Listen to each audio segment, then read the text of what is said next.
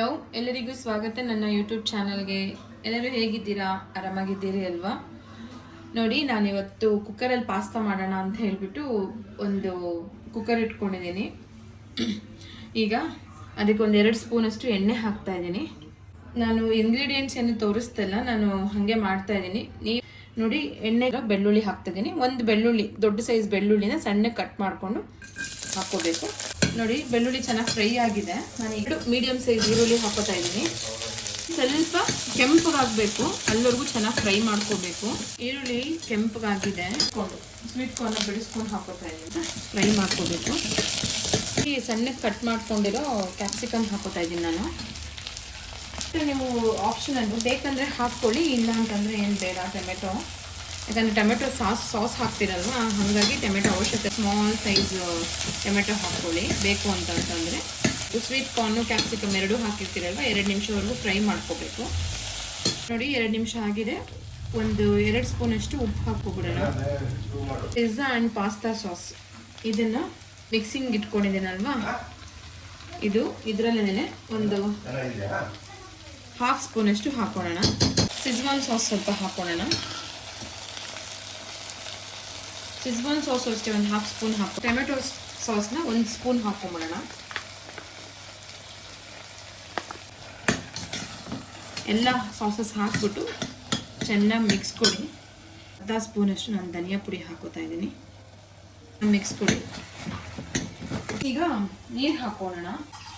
ಒಂದು 3 ಗ್ಲಾಸಸ್ ನೀರು ಹಾಕೋಬೇಕು. ಈ ಕ್ವಾಂಟಿಟಿ ಎಷ್ಟು ಮಾಡ್ತಿದ್ದೀನಿ ಅಂದರೆ, ಇಬ್ಬರಿಗಾಗೋಷ್ಟು ಪಾಸ್ತಾ ಮಾಡ್ತಾ ಇದ್ದೀನಿ ನಾನು.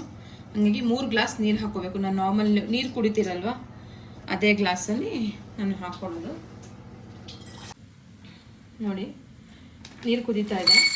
ನಾನು ನಮ್ಮ ಮನೇಲಿ ನೋಡಿ ಈ ಥರ ಚಿಕ್ಕ ಬೌಲ್ ಇದೆ.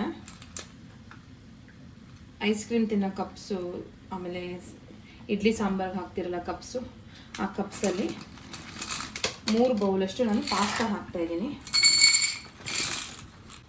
ನೋಡಿ, ಸ್ವಲ್ಪ ಪುದೀನ ಕೊತ್ತಂಬರಿ ಸೊಪ್ಪು ಹಾಕ್ತಾಯಿದ್ದೀನಿ ಮೇಲೆಗಡೆ.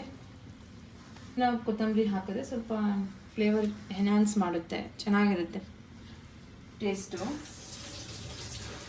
ನಿಮ್ಮ ಚಾಯ್ಸಸ್. ಪನ್ನೀರು ಹಾಕ್ಕೋಬೋದು, ಚೀಸ್ನ ಗ್ರೇಟ್ ಮಾಡಿ ಹಾಕ್ಕೋಬೋದು. ಹಾಕ್ಬಿಟ್ಟು ಉಪ್ಪು ಖಾರ ನೋಡಿಬಿಟ್ಟು ಇದನ್ನು ಕ್ಲೋಸ್ ಮಾಡಿಬಿಡ್ಬೇಕು. ಒಂದೇ ವಿಷಲ್, 2 ವಿಷಲ್ ಬರಬೇಕಿದು. ನಾನು 3ರಿಂದ 4 ವಿಷಲ್ ಹಾಕ್ಸಿದ್ದೀನಿ. ನೋಡಿ, ಪಾಸ್ತಾ ಎಷ್ಟು ಚೆನ್ನಾಗಿ ಕುಕ್ ಆಗಿದೆ. ನಾನೇನು ಬಾಯ್ಲಿಂಗ್ ವಾಟರಲ್ಲಿ ಏನು ಬೇಯಿಸ್ಕೊಂಡಿಲ್ಲ, ಏನೂ ಇಲ್ಲ. ಅಷ್ಟು ಚೆನ್ನಾಗಿ ಪಾಸ್ತಾ ಕುಕ್ ಆಗಿದೆ. ತುಂಬ ಚೆನ್ನಾಗಾಗುತ್ತೆ ಕುಕ್ಕರಲ್ಲಿ. ನೀವು ಮಾಡ್ಕೊಂಡು ತಿಂದು ನನಗೆ ಕಮೆಂಟಲ್ಲಿ ಹೇಳಿ ಯಾವ ಥರ ಇತ್ತು ಅಂತ ಹೇಳ್ಬಿಟ್ಟು. ಕ್ವಿಕ್ ಆ್ಯಂಡ್ ಈಸಿ ರೆಸಿಪಿ ಇದು, ತುಂಬ ಹೊತ್ತೇನು ತೊಗೊಳಲ್ಲ.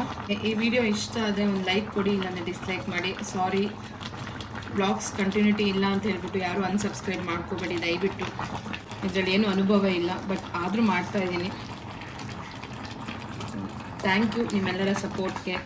Thank you so much. ನಿಮ್ಗೆ ಇಷ್ಟ ಆದರೆ ನನಗೆ ಲೈಕ್ ಮಾಡಿ, ಶೇರ್ ಮಾಡಿ, ಕಮೆಂಟ್ ಮಾಡಿ, ನನ್ನ ಚಾನಲ್ನ ಸಬ್ಸ್ಕ್ರೈಬ್ ಮಾಡಿಕೊಡಿ. ಥ್ಯಾಂಕ್ ಯು, ಧನ್ಯವಾದಗಳು.